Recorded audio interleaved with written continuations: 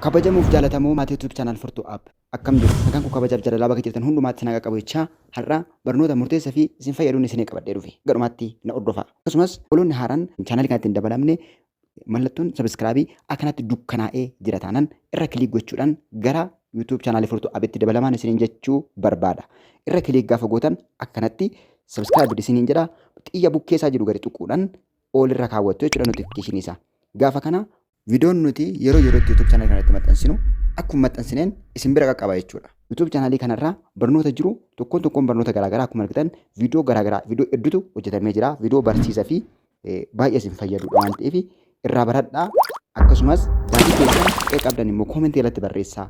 Gara pileelistii YouTube channel Furtuu App yoo deemtan barnoota garaagaraa tooraan barnoota imo barnoota bilbila garaagaraa barnoota YouTube akkasumas barnoota viidiyoo editingii barnoota websaayitii barnoota garaagaraa irraa argattu tooraan qindaa'ee qophaa'ee isin eegaa jira waan ta'eef garsana deemaa irraa baradhaa gaafii keessan immoo koomentii irratti barreessaa koomentii keessan irra dhaabannee immoo viidiyoo garaagaraa isin maxxansina waan ta'eef isin jechuun barbaada viidiyoo kana laayik gochuudhaan haa jalqabnu kallattumaan gara hin sar'annu qabadhee dhufeetti waliin dabarra har'a kan nuti wajjin laallu giruuppii waasappii akkamiin kireet goonaa akkasumas akkamitti to'annaa yookiin akkamitti kontirool goonaa aadmii akkamitti itti daanaa miseensa akkamitti itti daanaa akkamiin eeyyama garaagaraa laannaa fi waan jedhu wajjin laalla.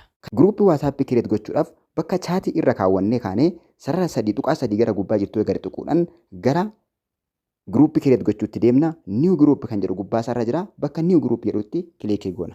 Sababiin isaa giruuppii haaraa kireet gochuu barbaanna waan ta'eef gaafa nuti niiw giruuppii irratti kilikii goonu fuula kana nuu fidee meembarii aaditti godhinu hin jedha. Meembarii aaditti godhinu hin jedha. Meembarii namoota barbaanne aadii itti goona yookiin itti daballaa jechuudha. Giruuppii bannu sana keessatti meembarii aadii itti goona jechuudha. Jalqaba irratti kan inni nu gaafatu isa kanaadha. Meembarii aadiitti godhanu hin jedha. Meembarii aadii itti goona jechuudha. Kanatti meembarii aadiitti godhee hin jira jechuudha. Erga meembarii aadiitti gooneen booda xiyya gara gadii jiru kana kilikii goonee gara fuula duraatti deemna.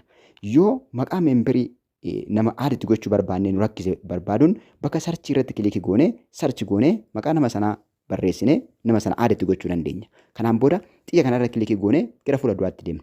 Gara fuula duraatti akkuma deemtaniin bakka kana isinii fida. Bakka kanatti maqaa giruuppii keetii barreessii jedha. Maqaa giruuppii banuuf jirru barreessinaa jechuudha. Maqaan giruuppii keenyaa maal akka ta'e. Fakkeenyaaf Furtuu App jedheen barreessaa jechuudha bakka kanatti. Maqaa giruuppii ani kireet gochuu barbaadetti bakka suuraa kaameraan jirurra kilikii goonee suuraa filanna.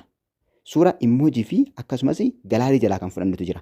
Immoojii jechuun fakkeenyaaf immoojiin wantoota garaagaraa kan akka wantoota akka kanaati jechuudha. Immoojii kan nuti jennu warreen kanaadha. Kana keessa kan barbaanne filannee piroofaayilii keenya kun suura piroofaayilii giruuppii keenyaa gochuu dandeenya. Fakkeenyaaf kana goonee baakgiraawundii isaa halluu barbaannetti jijjiirree akkanatti immeejii isaa yookiin suura giruuppii keenyaa kanatti kireet gochuu dandeenya jechuudha. Kana yoo immoojii fayyadamne bakka raayitii kana kilikii goonee salphaatti seefii gochuu dandeenya.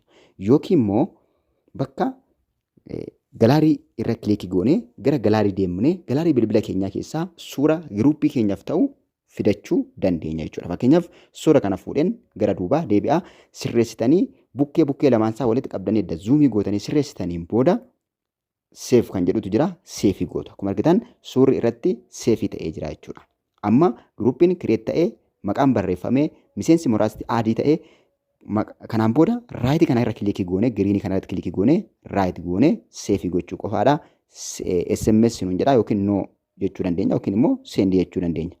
Nootti naa'u kan jiru kana tuxxanii bira darbuu dandeessu jechuudha. Salphumatti waan isin rakkisuu miti jechuudha kun dirqama seendi gochuudha. Akkuma argitanii banamee jira jechuudha. Maaltu giruuppiin waasappii banamee jira jechuudha. Asumaan obboloonni haaraan karaa waasappii Furtuu Aappii kana jooyin gochuudhaan gaafii garaagaraa karaa sanaan gaafachuu dandeessu namoonni biyya keessa hin jirreen isin jechuu barbaada.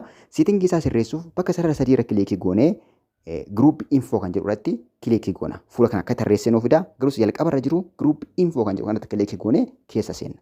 Giruuppii infoo irratti kilikii goonee keessa seennee asii waan sirreeffamuu qabu sirreeffanna. Namoonni hedduun gaafii garaagaraa gaafattanii bakka kana keessanii dogoggortu jechuudha. Gara gadiitti ol harkifannee giruuppii parmeeshin kan jedhutu jira. Giruuppii parmeeshin kan jedhutu jira.